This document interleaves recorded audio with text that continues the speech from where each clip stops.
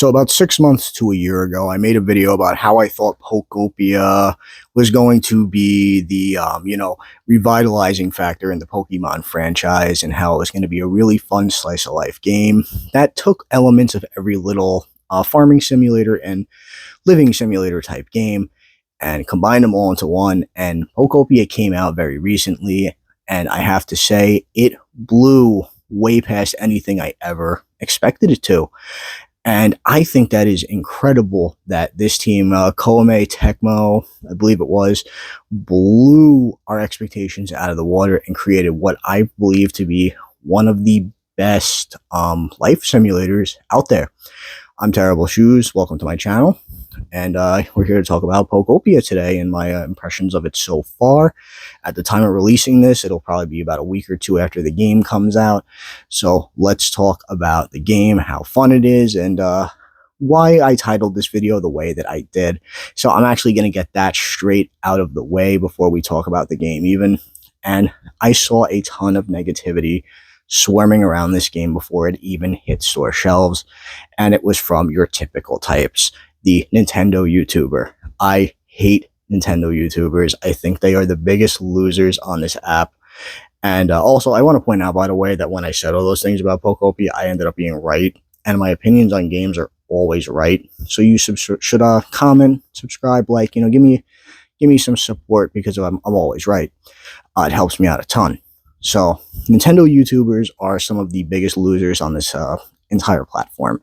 They thrive entirely off negativity, and almost all of them have gotten to the point where they've outgrown Nintendo, and because they have no talent and can't pivot away from Nintendo content and curate a fan base based off what they actually play now, they have to make nonstop negative videos about how much they hate the Switch 2.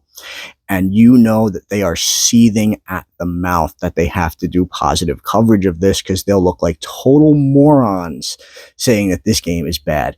It is almost universally. I'm seeing grifters on Twitter that hate everything about Pokemon saying this game is fantastic. So there is no way they can spin it that it's a bad game.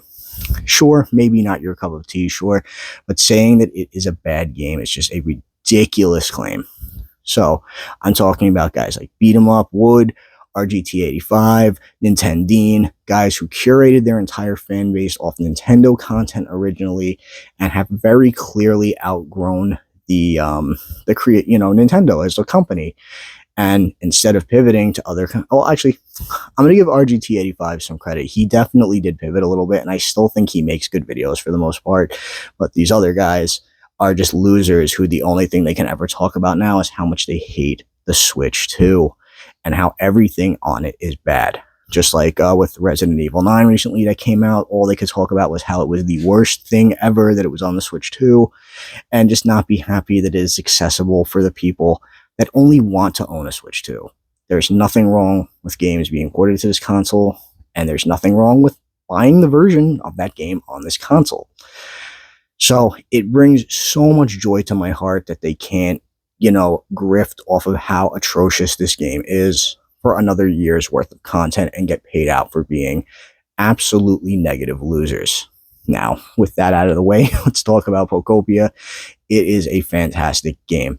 You play, obviously, as Ditto, or yourself as a Ditto, and your goal is to rebuild the entire Kanto region after, I won't get too spoilery here. There was essentially a huge environmental type thing that happens. Again, I won't spoil exactly what, and humans are not on Earth anymore. That's it. It is only Pokemon left, and that is all. So you find the professor, the Tangrowth, and from there on, your adventure begins, and you will start slowly rebuilding multiple different areas of the Kanto region. And I think this game is oozing with charm, and it is everything I've ever wanted out of a life sim type game.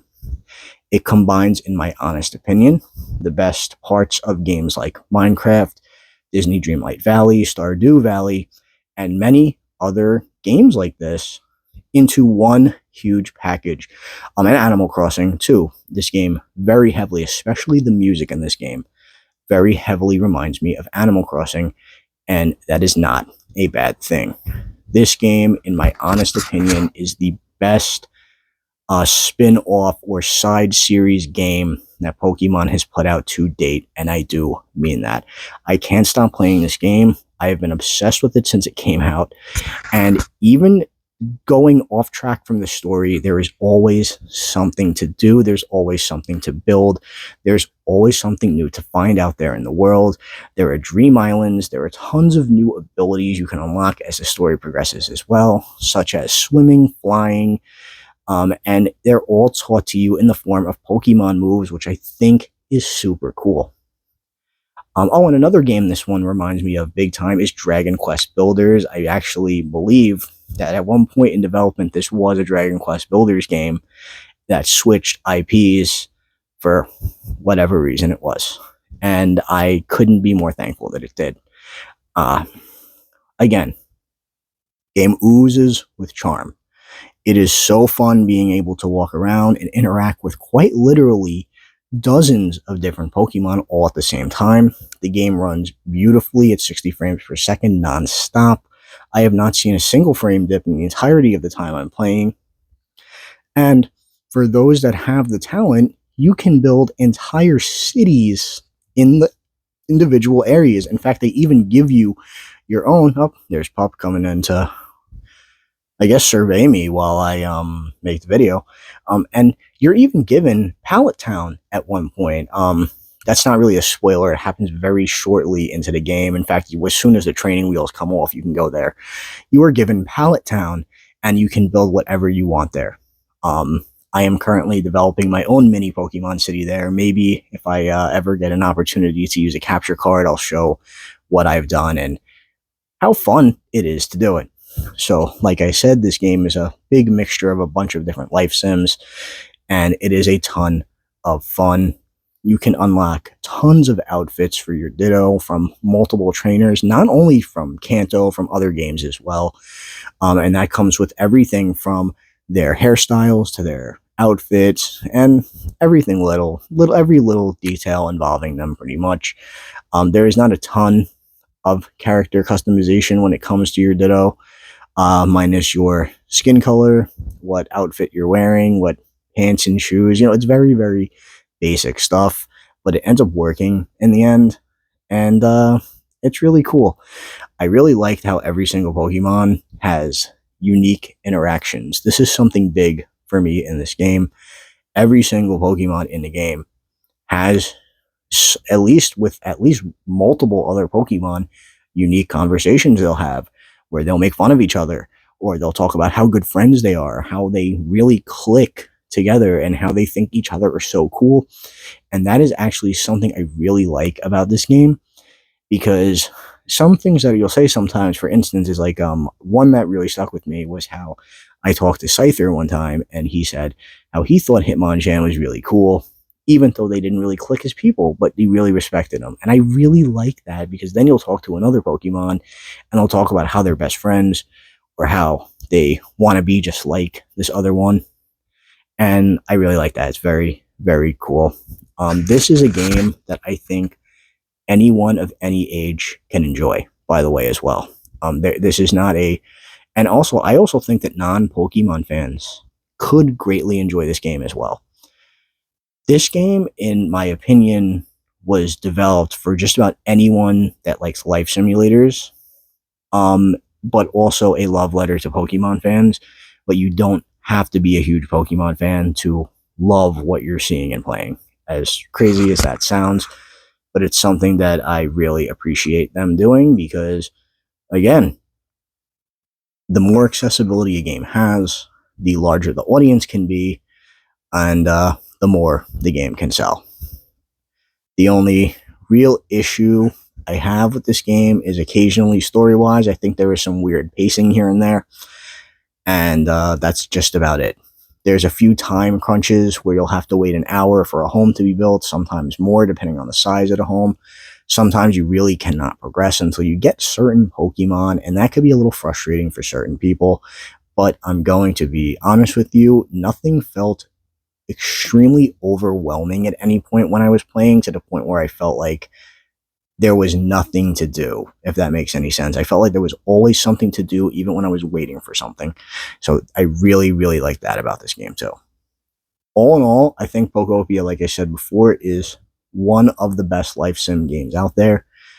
It is incredibly fun from start to, I'm going to say, to finish, honestly. Like, I've progressed enough story-wise that I think the credits will eventually be here, and I've seen enough of the game to kind of see where the story is heading, or maybe there'll be a twist ending. Who knows? But all in all, there's plenty of areas to explore. There's multiple different dream islands to visit depending on which kind of doll you bring to a certain Pokemon to take you there. And you can hunt for legendary Pokemon on these islands. There, you can befriend multiple different legendary Pokemon in the game too. And I think that is very cool. They have confirmed there will be events for this game where you will get new Pokemon added to the game, and that is really cool. So the Pokédex is really big. I believe it is well over 500 Pokemon at this point. And when I say that, I mean they are individual entities, every Pokemon, by the way. So when you get a Charmander, it will not evolve. You will find a Charmeleon at one point that will have a totally different personality and will be its own individual. And then later a Charizard, and so on with every other evolution line. And evolution lines also seem to have unique interactions as well, and I think that is super cool. All in all, highly recommend this game.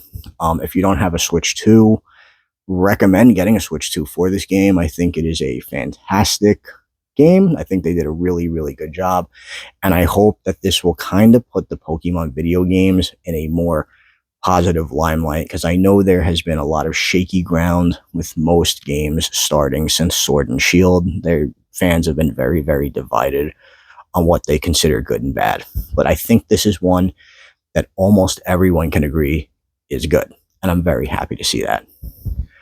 All in all, if you've played Pokopia, let me know what you think of it down below in the comment section. I'm Terrible Shoes. Hit the like and subscribe button, and I hope you have a great day. Thank you for checking me out.